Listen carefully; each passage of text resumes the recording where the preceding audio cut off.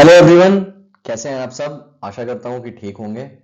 तो आज हम लेकर आ गए हैं फिर एक नया वीडियो और इस वीडियो में हम पढ़ेंगे इंडियन कॉन्ट्रैक्ट एक्ट का इंट्रोडक्शन और इसी के साथ हम कंटिन्यू करेंगे Indian contract act for a month और सारे वीडियोस सारी इंपॉर्टेंट चीजें डिस्कस करेंगे। तो चैनल से जुड़े रहिएगा और जिन्होंने अभी तक चैनल को सब्सक्राइब नहीं किया है प्लीज प्लीज सब्सक्राइब कर लीजिए, अपना सपोर्ट दिखाइए और जो भी डाउट्स हैं आप कमेंट में मुझसे पूछ सकते हैं। चलिए शुरू करते हैं। चलिए तो आज का लेक्चर शुरू करते हैं। इंट्रोडक्शन देखते हैं, बेसिक स्कीम डिस्कस करेंगे इंडियन कॉन्ट्रैक्ट एक्ट की और क्या चीजें हैं वो सब देखेंगे। तो इंडियन कॉन्ट्रैक्ट एक्ट में ओरिजिनली क्या था, 11 चैप्टर्स थे, 266 सेक्शंस थे और एक शेड्यूल था। सेक्शन 1 to 75 जो है वो जनरल प्रिंसिपल्स ऑफ कॉन्ट्रैक्ट की बात करता था और सेक्शन 124 to 238 प्रोवाइड करता था स्पेसिफिक टाइप्स ऑफ कॉन्ट्रैक्ट। अब कुछ चीजें ओमिट हुई हैं इंडियन कॉन्ट्रैक्ट एक्ट से, वो हमने चार्ट बनाया। इस चार्ट के थ्रू हम देखते हैं कि क्या क्या ओमिट हुआ है और क्या क्या जो है वो अभी भी इंडियन कॉन्ट्रैक्ट एक्ट का पार्ट है। चलिए शुरू करते हैं, ठीक है। तो 1 to 75 में आपका क्या दिया हुआ है, 1 to 75 में आपका दिया हुआ है जनरल प्रिंसिपल। ये अभी भी इंडियन कॉन्ट्रैक्ट एक्ट का पार्ट है तो ये ओमिट नहीं हुआ है। यहां पर आपका क्या है, वेट अ सेकेंड, यहां पर है आपका जनरल प्रिंसिपल्स, ठीक है। अब 1 to 75 में ही इतने में ही आपके सारे कॉन्सेप्ट्स हैं। जितने भी कॉन्सेप्ट्स हैं इंडियन कॉन्ट्रैक्ट एक्ट में वो मेजरली यहीं पर हैं और इसमें भी 1 to 36 बहुत ज्यादा इंपॉर्टेंट है। समझ में आया? तो इतना तो आप अफोर्ड नहीं कर सकते मिस करना, ठीक है। फिर 75, अब देखिए कंफ्यूजन होता है कि क्या ओमिट हुआ है, कैसे ओमिट हुआ है। तो 75 तक तो पार्ट है, तो ओमिशन का पार्ट कहां पे आ गया, ओमिशन का पार्ट आ गया 76 to 123। This is the part that is being omitted और ये पार्ट किसका बना, ये पार्ट बना सोगा का, ठीक है। क्या रिपील हुआ है, रिपील हुआ है आपका chapter 7 of Indian contract act. जो पहले था, ये जो 11 चैप्टर थे उसका पार्ट था ये, और रिपील हो गया। रिपील कैसे हुआ है, बाय सेक्शन 65 ऑफ सोगा, ठीक है। इसको पढ़ लीजिएगा, अभी इसकी टेक्निकलिटी में नहीं जाएंगे। रिपील्ड कैसे हुआ है, ये हुआ है section 65 of sale of goods act से। तो क्या ओमिट हुआ, 1 to 75 कॉन्ट्रैक्ट का पार्ट है अभी। इसके बाद जस्ट आप कंटिन्यू करेंगे, 76 से 123 ओमिट हो गया है। और कैसे रिपील हुआ है, रिपील हुआ है section 65 of sale of goods act से, ठीक है। अब 123 रिपील हो गया, अगेन आप आ जाएंगे 124 पे। 124 से 238 अगेन पार्ट है और किसकी बात कर रहा है, देखिए यहां पर लिखा है provides for specific types of contract. तो यहां पर क्या आ गया, ये 124 to 238 हो गए स्पेसिफिक टाइप ऑफ कॉन्ट्रैक्ट, ठीक है। क्लियर, तो क्लियर हो गया। 1 to 75 आप आए, 76 से 123 तक ओमिट हुआ है, ये वाला पार्ट बन गया सोगा। रिपील किससे हुआ है, 65 of sale of goods act से। 124 to 238 अभी भी पार्ट है। अगेन अगर इतना पार्ट है तो इसके बाद फिर ओमिट क्या हुआ है, ओमिशन हुआ है 239 से 266 तक। पहले 266 सेक्शंस थे, तो 239 से 266 तक अब क्या हो गया, ओमिट हो गया। और ये पार्ट बना है किसका, ये पार्ट बना है इंडियन पार्टनरशिप एक्ट का। और ये कौन सा चैप्टर था, ये था चैप्टर 11, ठीक है। कौन सा चैप्टर था, चैप्टर 11 था। इसको किसने रिपील किया है, इसको रिपील किया है section 73 of Indian partnership act और आपका शेड्यूल 2। क्लियर हो गई ये चीजें। अब आपको ये कभी नहीं बोलेगा कि क्या पार्ट ओमिट हुआ है और क्या पार्ट अभी इंडियन कॉन्ट्रैक्ट एक्ट का पार्ट है। और जो एक शेड्यूल था ये भी आपका क्या हो गया, ये भी रिपील हो गया। कैसे रिपील हुआ, by section 3 and schedule, section 3 and schedule 3 of the repealing and amending act 1914। Repealing and amending act कब का था, 1914 का, ठीक है। तो इतनी चीजें समझ में आ गई। होप आपको क्लियर होगा कि इंडियन कॉन्ट्रैक्ट एक्ट में ओरिजिनली क्या था, 11 चैप्टर्स थे, 266 सेक्शन एंड शेड्यूल, और नीचे पूरी स्कीम दी हुई है कि क्या ओमिट हुआ है और क्या नहीं। चलिए आगे देखते हैं। जूरी स्टैनसन की एक स्टेटमेंट है जो कि कहती है, law of contract does not lay down rights and duties which the law will enforce. It consist of limiting principle within which, देखिए यहीं से आपको इंग्रेडिएंट मिल गया, it consist of limiting principle. क्या है? Indian contract act consist of limiting principle within which parties may create rights and duties for themselves। मतलब Indian contract act जो है वो राइट्स एंड लाइबिलिटीज नहीं बताएगा पार्टीज के बीच में, ठीक है। पार्टीज अपने लिए राइट्स और लाइबिलिटीज क्रिएट कर सकती हैं, बट किस बेसिस में? Subject to the provision of Indian contract act, मतलब इंडियन कॉन्ट्रैक्ट एक्ट का वायलेशन नहीं होगा। जैसे ओला उबर आपकी होती है, वो आपको ये नहीं बताती कि आपको कहाँ जाना है, आप जाते अपनी मर्जी से हैं, वो बस आपको वहां तक पहुंचाती हैं। In the same way Indian contract act में parties are free to do contract on their terms, लेकिन subject to Indian contract act, मतलब इस एक्ट का वायलेशन नहीं होगा। In simple terms Indian contract act आपको बताता है बेसिक फ्रेमवर्क। क्लियर हुआ? एक एग्जांपल से देखते हैं। ए है और बी है। ए ने बी से बोला sell your bike for 20K, ठीक है। बी ने बोला ओके। ये क्या हो गया? ये हो गया कॉन्ट्रैक्ट। अब अगर यहीं पर ए कुछ ऐसा इलीगल काम बोल देता बी से, सपोज बोल देता कि नारकोटिक सप्लाई कर दो, या किसी का मर्डर कर दो, या किसी को किडनैप कर लो, एबडक्ट कर लो, ये सब चीजें क्या हो जाती? ये सब अनलॉफुल हो जाती, तो ये कॉन्ट्रैक्ट नहीं होता है, ठीक है। Parties are free to do contract but subject to provision of Indian contract act, मतलब इंडियन कॉन्ट्रैक्ट एक्ट का वायलेशन नहीं होगा आपके कॉन्ट्रैक्ट के टर्म्स में। सुप्रीम कोर्ट ने सत्यव्रत घोष वर्सेस मुंगनीराम मांगुर के केस में बोला कि ICA is largely based on judicial precedence from English law, but still the decisions of English courts have only persuasive value। इसका मतलब कि जो फॉरेन के आपके जजमेंट्स हैं वो इंडियन कोर्ट्स में अप्लाई नहीं होंगे, तभी अप्लाई होंगे जब कोई स्टैट्यूटरी लॉ यहां पर नहीं है।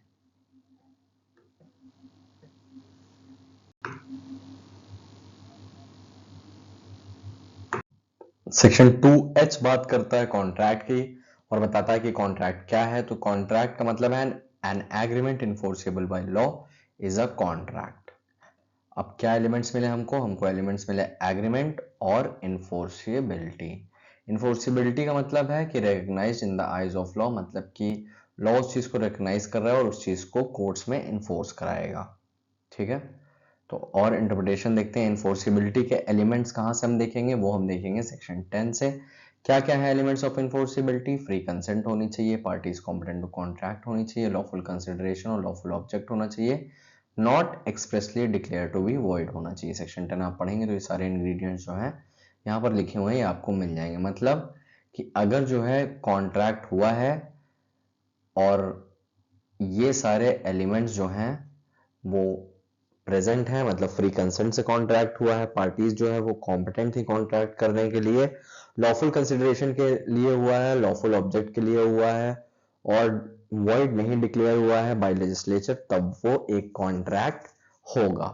इन शॉर्ट, अगर फ्री कंसेंट मिसिंग है, पार्टीज कॉम्पिटेंट टू कॉन्ट्रैक्ट नहीं है, लॉफुल कंसिडरेशन और लॉफुल ऑब्जेक्ट नहीं है, और वॉइड नहीं डिक्लेयर किया है, ठीक है, अगर ये सारे एलिमेंट्स नहीं हैं तो वो चीज कॉन्ट्रैक्ट नहीं हो सकती है, ठीक है। क्लियर हो गया?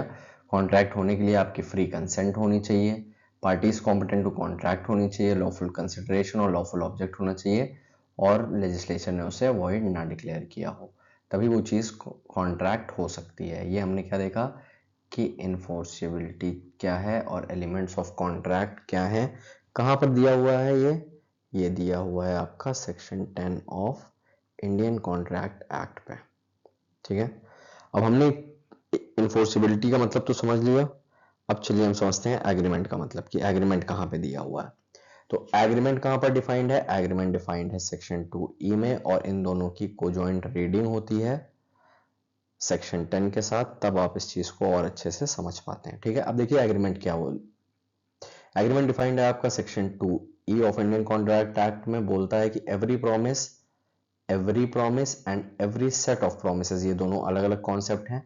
Forming the consideration for each other is an agreement, in an agreement there is a promise from both sides. देखिए अब क्या होता है, सपोज एक एग्जांपल से देखते हैं। ए ने बी से बोला कि I will sell you my watch for 2000। B ने बोला ओके, आई विल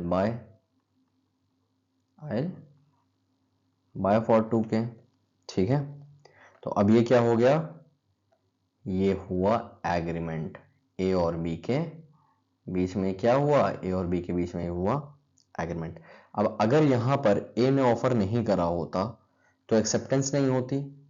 भाई ए ने अगर ऑफर ही नहीं दिया होता कि हम अपनी वॉच बेच रहे हैं, तो बी क्या एक्सेप्ट करता, नील, कुछ नहीं, एक्सेप्टेंस के लिए कुछ था ही नहीं। ठीक है, तो जब ए ने ऑफर करा वॉच सेल करने का और बी ने एक्सेप्ट किया, ये हुआ प्रॉमिस बिटवीन पार्टीज। ए ने क्या करा कि हम बेचेंगे, बी ने बोला हम खरीदेंगे, ये क्या हो गया, ये हुआ promise between A and B.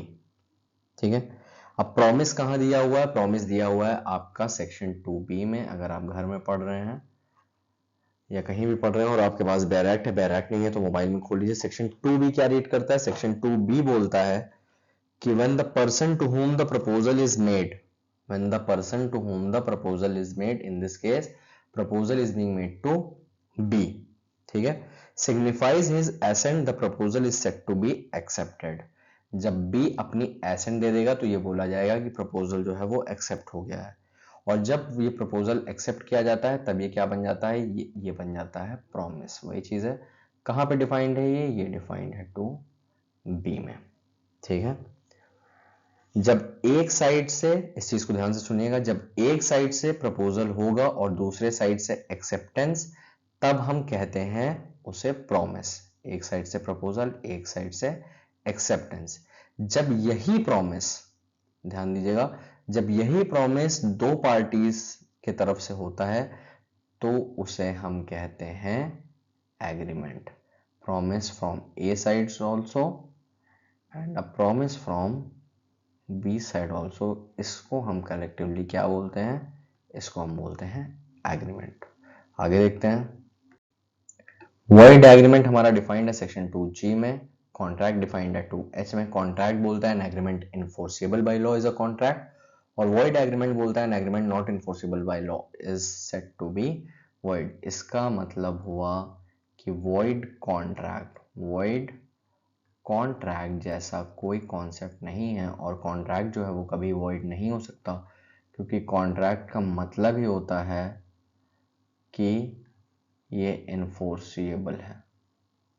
ठीक है, from the very beginning it is enforceable. इसका मतलब कि इस कॉन्ट्रैक्ट टर्म में इम्प्लिसिट है कि ये इनफोर्सिएबल है, इसलिए कोई भी कॉन्सेप्ट वॉइड कॉन्ट्रैक्ट का नहीं है, और आप ये टर्म कभी भी यूज नहीं करेंगे कि वॉइड कॉन्ट्रैक्ट जैसी कोई चीज होती है।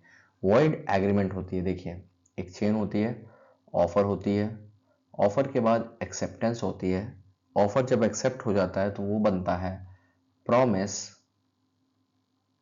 और प्रॉमिस के बाद हो जाता है एग्रीमेंट। पीछे पढ़ चुके हैं सेक्शन 2E में। और यही एग्रीमेंट जब इनफोर्सिएबल होगा तो चला जाएगा 2H में, और जब नॉट इनफोर्सिएबल होगा तो कहाँ चला जाएगा, तो आ जाएगा 2G में। यहाँ पे कॉन्ट्रैक्ट बोला जाएगा और यहाँ पे बोला जाएगा वॉइड एग्रीमेंट। क्लियर हो गया, क्या होगा, ऑफर होगी, ऑफर के बाद एक्सेप्टेंस होगी, एक्सेप्टेंस के बाद प्रॉमिस, प्रॉमिस के बाद एग्रीमेंट, और इसी एग्रीमेंट के बाद अगर इनफोर्सिएबल तो कॉन्ट्रैक्ट, नॉट इनफोर्सिएबल तो वॉइड एग्रीमेंट। ठीक है, इतना क्लियर हो गया आपको। अब कहाँ से देखेंगे आप, कि क्या एलिमेंट है वो आप देखेंगे सेक्शन 10 से हमेशा, ठीक है। वो अगर मिसिंग हो गया वहां पे जितने भी चीजें दी हुई हैं, free consent, lawful consideration, lawful object, तो वो कॉन्ट्रैक्ट नहीं होगा।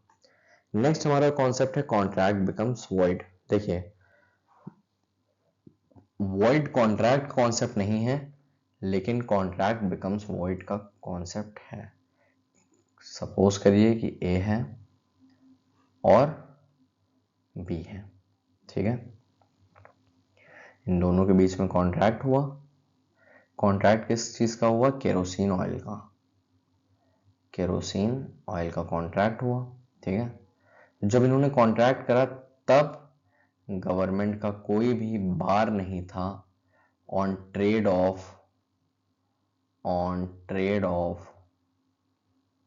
केरोसिन ऑयल, ठीक है। अब क्या हुआ, ये ट्रेड कर रहे थे। सपोज करिए 1 जनवरी से इन्होंने शुरू किया, ट्रेड कर रहे थे और डेट आ गई 23, और गवर्नमेंट ने बोल दिया कि 25 से इसका ट्रेड जो है वो क्या है, इलीगल है। शुरुआत में, अब देखिए कंफ्यूज मत होइएगा वॉइड कॉन्ट्रैक्ट से, शुरुआत में क्या है, ये चीज लीगल थी। क्यों? क्योंकि गवर्नमेंट को कोई दिक्कत नहीं थी। दिक्कत कब हुई गवर्नमेंट को? 23 जनवरी से। तो जब 23 जनवरी से दिक्कत हुई आपके गवर्नमेंट को, तब उन्होंने क्या करा, उन्होंने एक लॉ पास कर दिया, उसमें बोला कि केरोसिन ऑयल का ट्रेड जो है वो क्या है, वो इलीगल है और अगेंस्ट पॉलिसी ऑफ गवर्नमेंट है, ऐसे कुछ भी बोल दिया। तो उसके बाद क्या होगा, उसके बाद कॉन्ट्रैक्ट जो शुरुआत में लीगल था वो शिफ्ट हो गया लीगल से इलीगल में। क्यों? क्योंकि यहां पर गवर्नमेंट ने अलाउ करा था और यहां पे सब्सिक्वेंटली गवर्नमेंट ने अलाउ नहीं किया और उसे इलीगल या बार कर दिया, ठीक है। तो याद रखिएगा वॉइड कॉन्ट्रैक्ट जैसा कोई टर्म नहीं है, वॉइड एग्रीमेंट है। और ये भी याद रखिएगा कि कॉन्ट्रैक्ट बिकम्स वॉइड का कॉन्सेप्ट दिया हुआ है 2J में, और कॉन्ट्रैक्ट बाद में जाके वॉइड हो सकता है। डेफिनेशन बोल रही है contract which ceases to be enforceable. Cease की डेट क्या हुई यहाँ पे? सीज की डेट हुई 23 जनवरी। Ceases to be enforceable by law becomes void when it ceases to be enforceable. आगे बढ़ते हैं, चलिए। तो अब जो कॉन्सेप्ट बचा हुआ है वो पढ़ लेते हैं। वॉइडेबल कॉन्ट्रैक्ट जो कि दिया हुआ है 2I में, बोल रहा है an agreement which is enforceable by law at the option of one or more of the parties thereto but not at the option of other or others is a voidable contract, ठीक है। इसका मतलब क्या हुआ? इसका मतलब कि जब तक एक जो पार्टी है वो नहीं जाएगी कोर्ट तब तक ये परफेक्टली वैलिड होगा। एक एग्जांपल से देखते हैं। सपोज करिए ए है और बी है। बी ने ए को कोर्स करवाया किसी थर्ड पर्सन से और बोला कि अपनी प्रॉपर्टी मेरे नाम कर दो। ए ने प्रॉपर्टी दे दी बी को, बी हैप्पी हो गया, लेकिन ए ने फिर हिम्मत जुटाई और कोर्ट चला गया, ठीक है। जब तक ये कोर्ट नहीं जाएगा और कोर्ट जो है इस चीज को वॉइड डिक्लेयर नहीं करेगी तब तक ये होगा परफेक्टली वैलिड। क्या होगा? तब तक ये होगा परफेक्टली वैलिड, ठीक है। अब यहां पर जो बात कर रहा है कि N agreement which is enforceable by law at the option of one or more of the parties. इसका मतलब क्या हुआ? इसका मतलब हुआ कि यहां पर बात हो रही है ए की, and not at the option of the other or others यहां पर बात हो रही है बी की। सपोज सिर्फ ए के साथ गलत नहीं हुआ, ए के फ्रेंड के साथ भी गलत हुआ, और भी लोग थे, ठीक है, के साथ गलत हुआ। तो ये सब अगर कोर्ट चले जाते हैं और कोर्ट वॉइड डिक्लेयर कर देता है जो भी चीज़ें इनके साथ हुई, तब ठीक है। अगर नहीं करता है तो ये परफेक्टली वैलिड रहेगा, ठीक। तो आई होप कि आपको voidable contract, void agreement, contract, agreement, सारी चीज़ें आपको अच्छे से समझ में आ गई होंगी। तो मिलते हैं अगले वीडियो में। वीडियो थोड़ा सा लंबा हो गया लेकिन कॉन्सेप्ट आपको पूरे समझ में आ गए होंगे। Thank you so much for watching the video, and please अगर वीडियो पसंद आई है तो प्लीज़ प्लीज़ प्लीज़ सब्सक्राइब कीजिए और इस चैनल को प्रमोट करिए। मिलते हैं अगले वीडियो में।